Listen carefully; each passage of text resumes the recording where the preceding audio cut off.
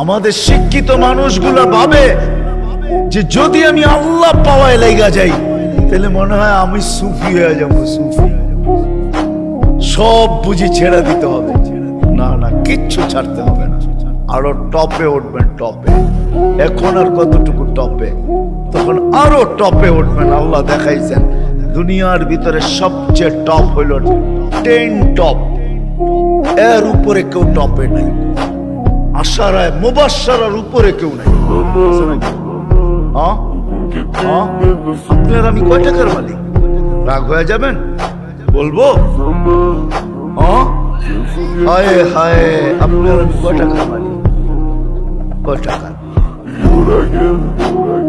আব্দুর রহমান ইবনে আউফ রাদিয়াল্লাহু তাআলা আনহু যখন মারা যায়, নগদ ক্যাশ টাকা ছিল 47 লক্ষ কোটি টাকা। কত?